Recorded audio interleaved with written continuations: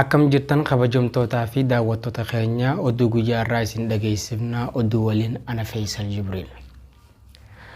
Manni maree naannoo Tigraay yaa'ii ariifachiisaa har'a gaggeesseen naannichatti filannoon bara kanaa gaggeessuu murtee dabarsee ta'uu gabaafamee jira. Biiroon Kominikeeshinii naannichaa akka beeksisetti manni marichaa seera hordofuun akkaatuma karoora yeroo filannoo kanaan duraa ka'ameen filannoo gaggeessuuf sagalee guutuun murtoo dabarsee jira. Oromiyaa keessatti ajjechaa fi hidhaan cimee itti fufuun uummata dallansuu keessa galchee jira.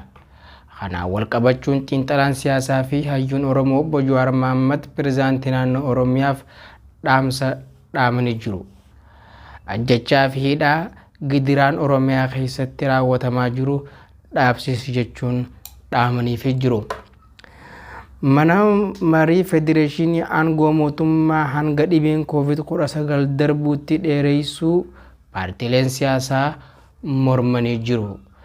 Gabaasa dabalataatiif akka itti aanutti dhiyaata. Durataan madarakii fi kaafaa kan tahan Piroofeesar Mararaa Guddinaa murtoon kun rakkoo biyyattiin keessa jirtu kan furuu miti jedhan.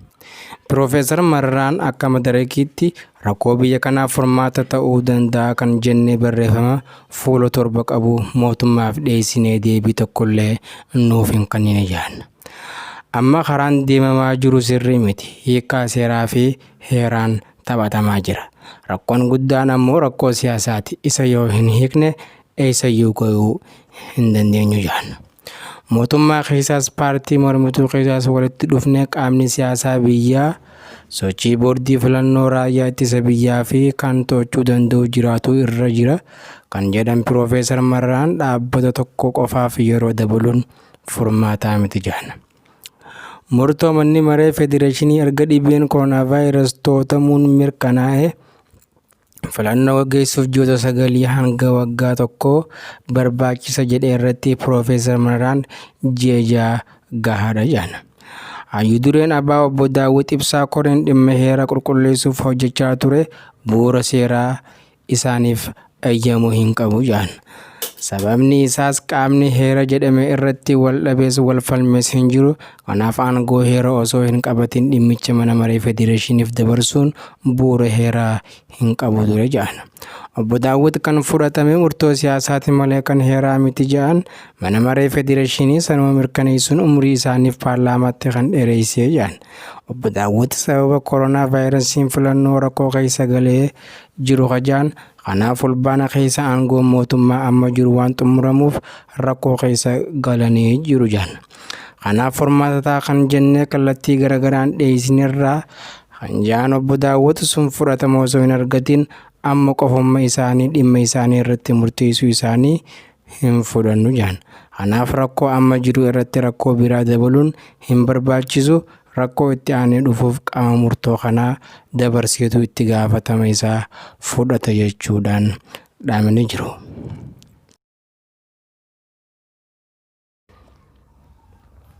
Oduu biyya alaa. Pirezidaantiin Ameerikaa Doonaald Tiraamp qondaaltota mana murtii ISIS irra qoqqobbii kaan gabaasa dabalataatiif ibsa akka itti aanutti isiniif dhiyeessa. Pirezidaantiin Ameerikaa Doonaald Tiraamp qondaaltota mana murtii akka idil addunyaa ISIS irra qoqqobbii kaa'an. Kana kan godhaniifis qondaaltonni ISIS kunneen humnoonni Ameerikaa biyya Afgaanistaanitti yakka waraanaa raawwatanii jiraatan jechuun qorataa waan jiraniif. Ajajni pirezidaantichaa qabeenya hojjettoota mana murtii akka idil addunyaa ICC itti hin fayyadamne ni godha. Lammata immoo Ameerikaa akka hin seennes ni taasisa. Gabaasni dura bahee yakki waraana akka raawwate erga akeekee boodadha ICC'n qorachuu kan eegale. Doonaald Tiraamp irra deddeebiidhaan mana murtii kana qeeqaa kan turan walaba ta'uu isaa irrattis gaaffii dhiheessan. United States miseensa mana murtii kanaa miti. Murtee manni murtii kun lammiilee biyya irrattis kennuus hin fudhattu. Gaafa kamisaa akkuma Donald Trump ajajicha mallatteessaniin ministeerri dhimma alaa Mike Pompeo United States mana murtii kaangaarootiin hin doorsifamtu jedhaniiru. Dabalataanis qoqqobbiin kun maatii qondaaltota ICC akka Ameerikaa hin seenne kan dhorkullee himan. Abbaan alangee biyyattii William Barrilee biyyoonni alaa kanneen akka Raashiyaa ICCtti dhimma bahaa jiru jechuun ragaa malee himataniiru. Manni murtii idil-addunyaa himannaa kanaaf deebii hin kennine. Haa ta'u malee gareen mirga namoomaa Human Rights Watch yeroo masan murtii Ameerikaa qeeqe.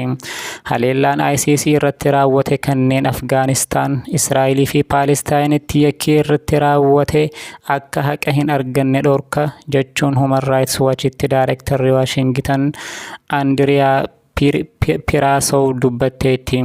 Biyyoonni haqa idil-addunyaa deeggaran adeemsa Ameerikaa akka mormanillee yaada dhiheessite.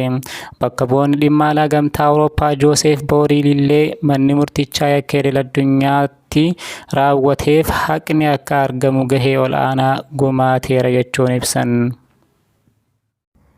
Oduun galgala kanaaf qopheessinee isin dhiyeessine kanaaf akkaataa turtii gaarii isin jenna.